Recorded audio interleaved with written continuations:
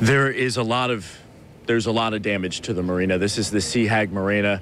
It is well known. A lot of people come here to go fishing, to go scalloping, to come out for the weekend. This is a local mom and pop shop. The owners are here. They live here in Steinhatchee in this small town of about 1,000 people. Governor Rick Scott, members of the Florida National Guard here, just surveying the damage. Governor Rick Scott, here you go. How you doing?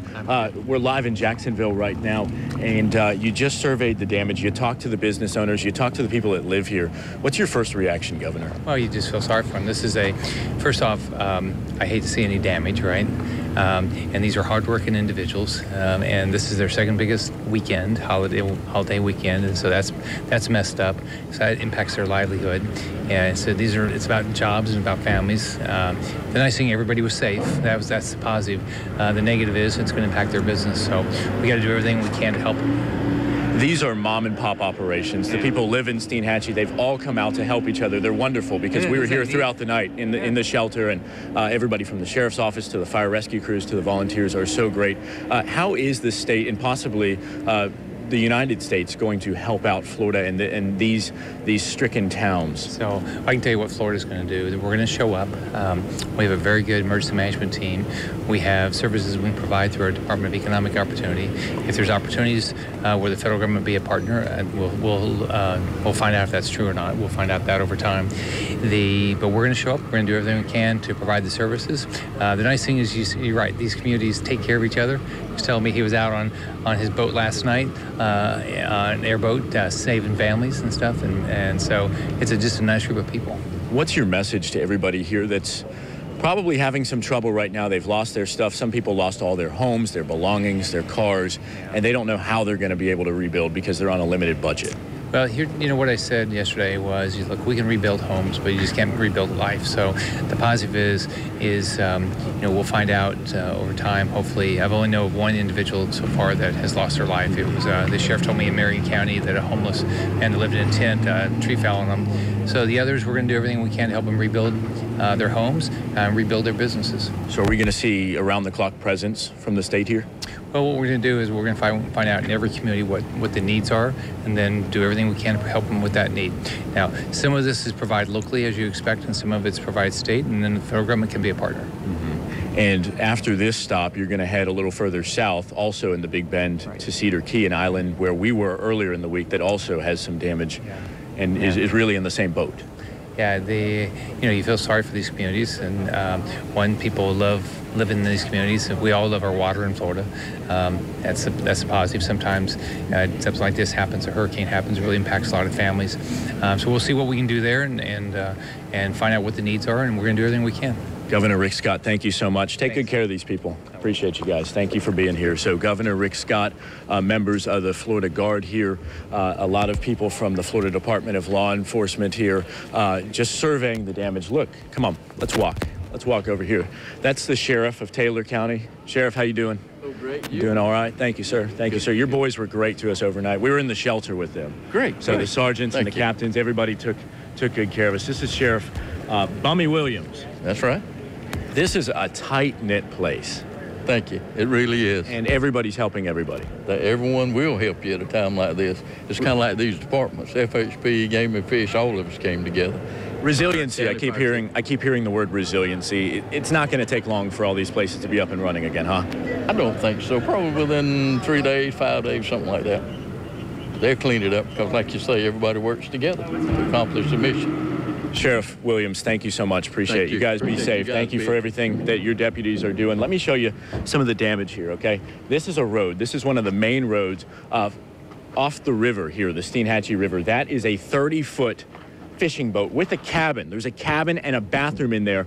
It's in the middle of this 2-lane road. We got another fishing boat here, a big old center console. That one's about 30 feet too. And let me show you the biggest one yet, okay?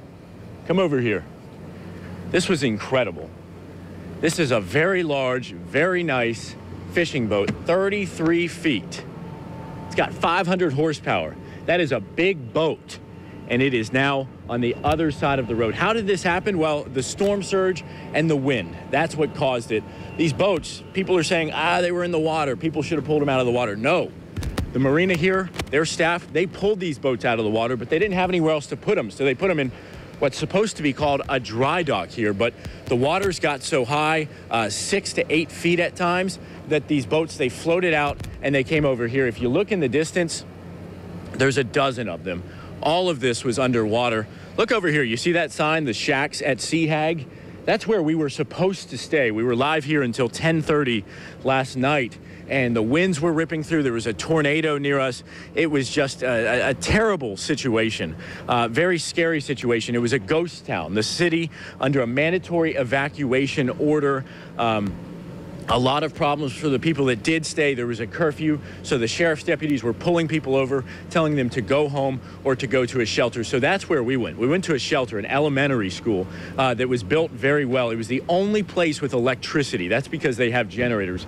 That's where the sheriff's office and the fire rescue crews launched their efforts. We were listening to them take the 911 calls, and they were going out and rescuing people. They rescued 9 people from the rising waters. A lot of those folks were elderly, and probably, if it wasn't for fire rescue and the sheriff's deputies, they would have lost their lives because the water going over the roofs in some of these lower lying homes. So a lot of people thankful to be alive.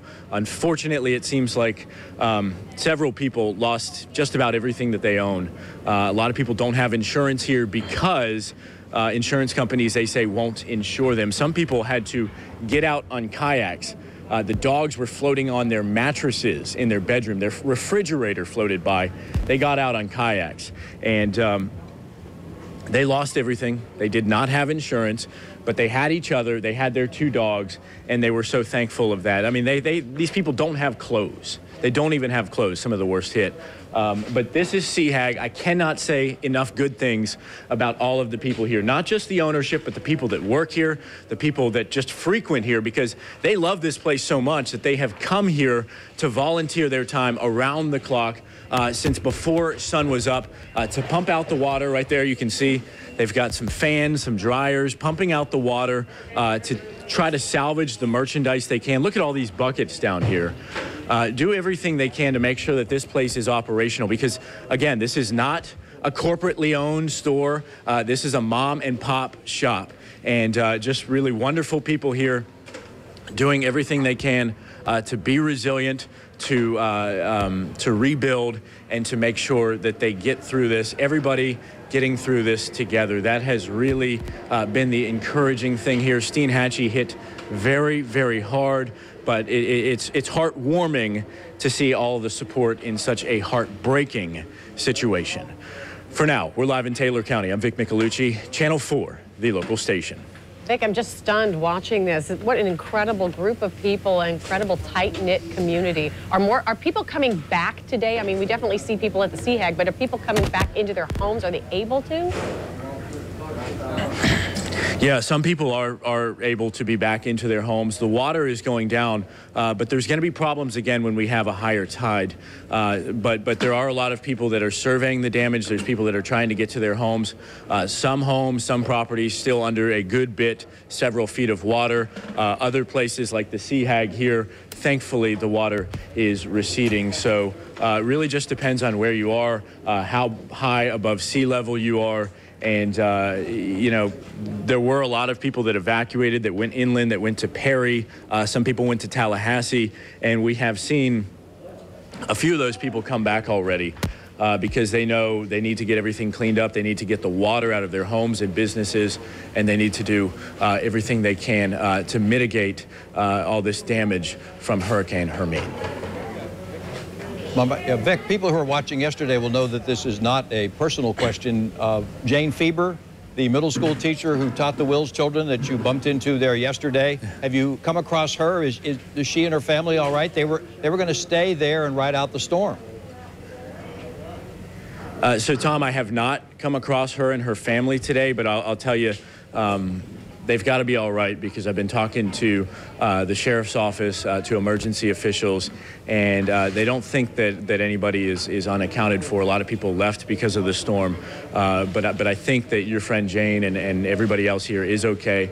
It's really amazing that there's no word of any major injuries here in Taylor County, because those winds were just so strong, the rain was so bad, and the storm surge.